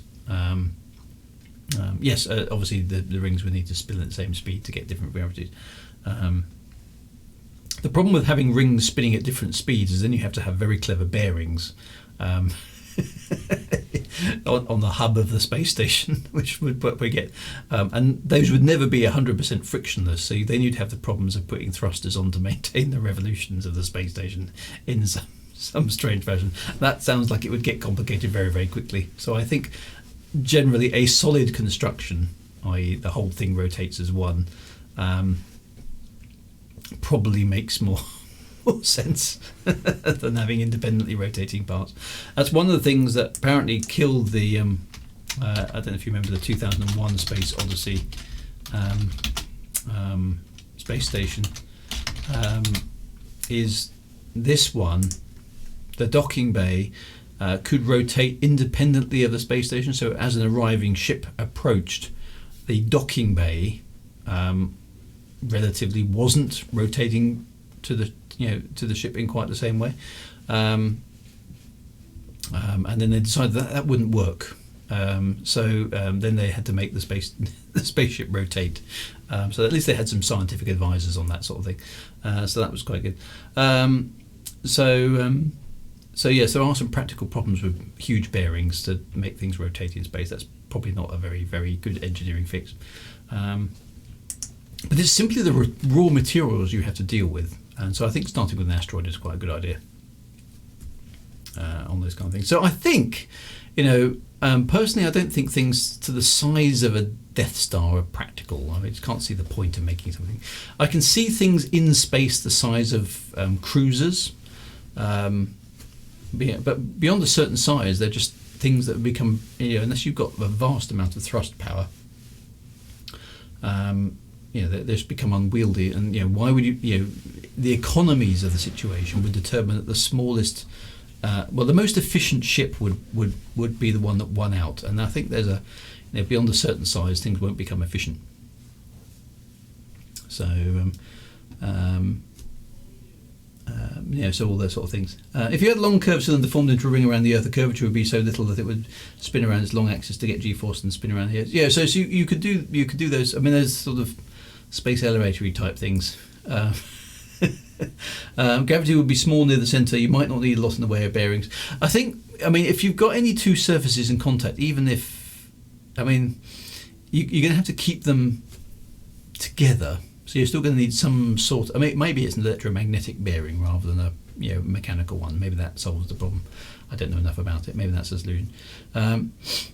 No, Glenn, you're quite right. The docking bay didn't rotate differently from a ring originally in the final movie. Apparently, it did to start with, and then some scientific advisors told them that's not practical, so don't do that.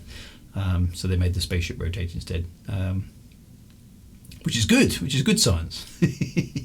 So things like that. But I think we can start. Certainly for my novel, I'm going to be thinking of liners in space, and then smaller support vessels and fighter craft up to a certain particular point in time. What I'm probably not going to have, however, is small fighter planes, because I don't really see a niche for small fighter planes in space, because.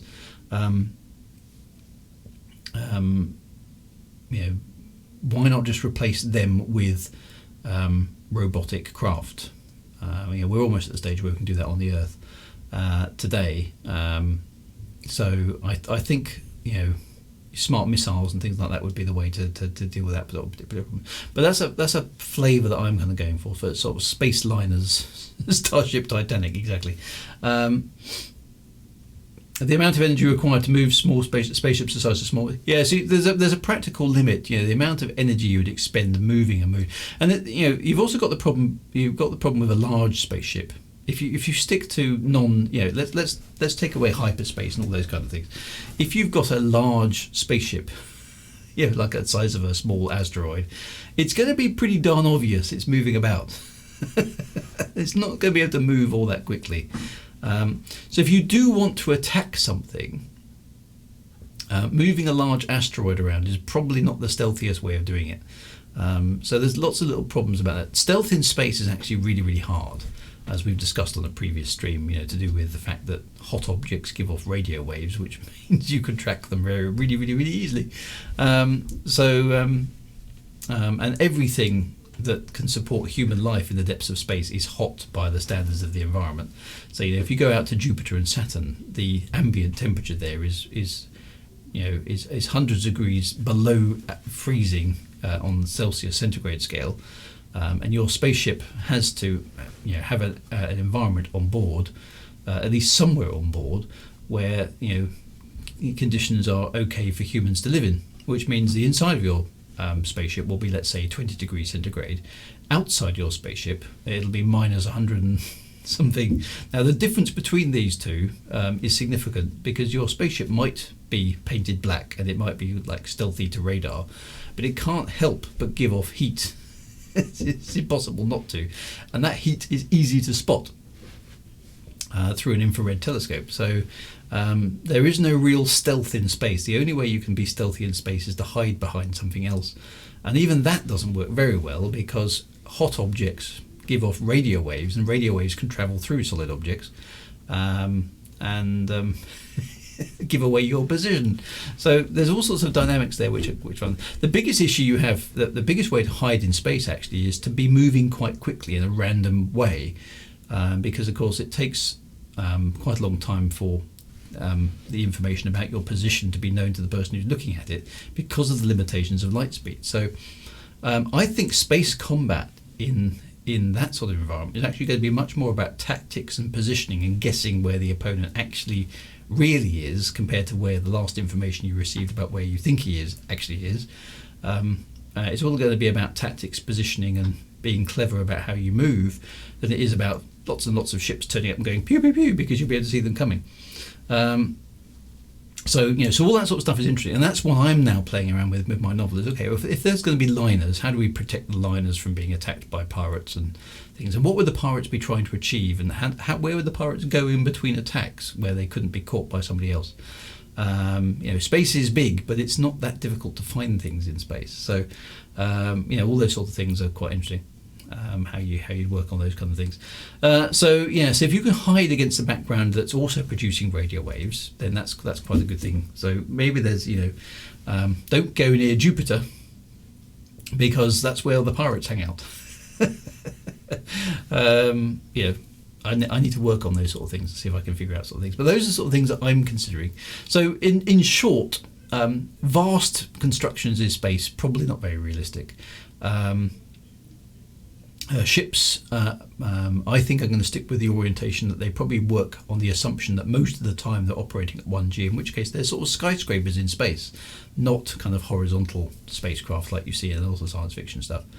And then the whole stealth and movement activity is potentially an interesting thing. The other thing, just before I go, the other thing that I'm going to have to wrestle with, and we've talked about them before, the whole possibility of Ftl travel. I'm going to allow it in a very limited sense in my novels because I need to have multi-system environments. But I've thought about it quite hard, and because I want to stick with realistic physics, I'm going to have to propagate into the future a bit in terms of what the art of the possible actually is. So I'm going to allow wormholes in my sci-fi novels, but they're going to be static wormholes. Okay, so these are going to be things that are very, very, very costly to set up.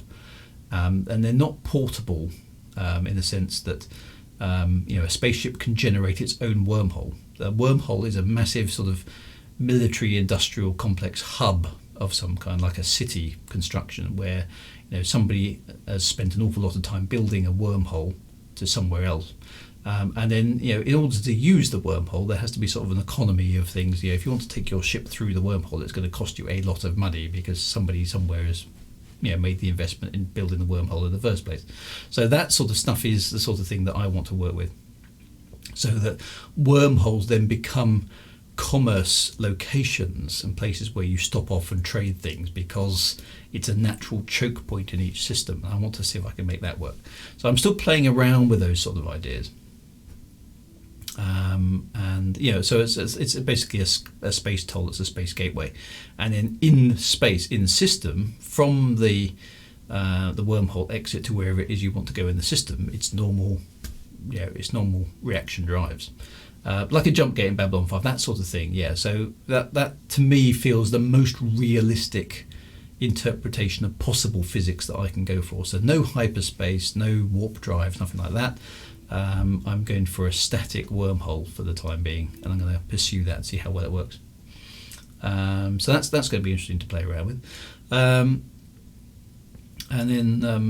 But I still want to sort of have pirates and a bit of pew pew in there as well. So I'm working on the details, shall we say? I'm working on the details. But I think a commercial wormhole where some big corporation effectively owns the wormhole, or maybe a government owns the wormhole. And then they can exploit the fact that they've got carte blanche and a control over that, because that feels to me like how commerce would work in that environment. You can use our wormhole, but it's going to cost you. You're the bigger your ship, or we want a cut of your cargo on the way through, or something like that. So those sort of things. So I'm going to have a play around with those kind of things, but and that's how it's kind of going. So there we are. So big spaceships only to a point, I feel, realistic for novels. So there we go. Before the stream ends, says JR1988, and unfortunately you can't see the chat because it's not appearing on your screen. I'd be remiss if I didn't mention my news that my novella, The Re-Emergence, is coming out on 1st of June. Ooh, so there we go. So JR1988, new novella coming out on the 1st of June. Congratulations on that. And it will be on Amazon in paperback and ebook. Awesome. Check out that. So that would be a good thing to look forward to. That would be good fun. Right, so again, then the chat starts working again right at the end of the stream. So apologies for some slightly wacky internet gubbins and Twitch goings on to various other bits and pieces this evening, so that's just annoying. I've tried to chat about the chat. So I've been going through as it keeps disappearing and reappearing. So apologies for that. There's Alan's website, which of course now isn't showing up on the chat, which is www.alankdell.co.uk/newsletter. So hopefully you can pop along to that. So and I've seen, I think this is right, since this is the one I've seen in pre-production, isn't it, Alan? Not Alan, sorry. Well, Alan K. Dell. Yes, it is Alan. This is one I think I've seen in pre-production. So, and it was good fun in the early stages of editing. So I'm sure it'll be much improved now. So, congratulations on that, and we look forward to being able to read it. So good. So there we go. Right. So my friends, that's enough of me wobbling on about spacecraft. Now I will not be here on Thursday as per normal, because I'm off to go muck about with classic cars with my son. So and I think Elite Dangerous is almost certain to be offline, or at least pretty buggy on Thursday. So I don't think it's going to be a very successful stream, even if I did attempt it.